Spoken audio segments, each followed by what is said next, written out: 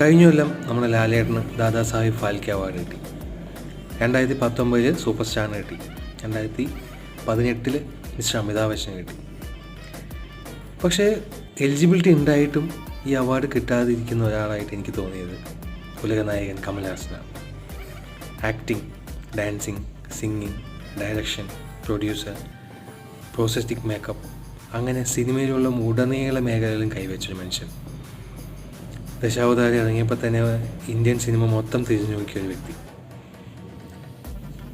ഹേറാം, ആവേശാൻമുഖി, അങ്ങനെ തുടങ്ങിയ ഒരുപാട് സിനിമകൾ ഇന്ത്യൻ സിനിമയ്ക്ക് കോൺട്രിബ്യൂട്ട് ചെയ്ത മനുഷ്യൻ. പക്ഷെ എന്നിട്ടും അദ്ദേഹം ഇനിയും വെയിറ്റിംഗ് ലിസ്റ്റിലാണെന്ന് പറയുമ്പോൾ ഒരു അത്ഭുതം. മേ ബി വരും വർഷങ്ങളിൽ കിട്ടുമായിരിക്കാം.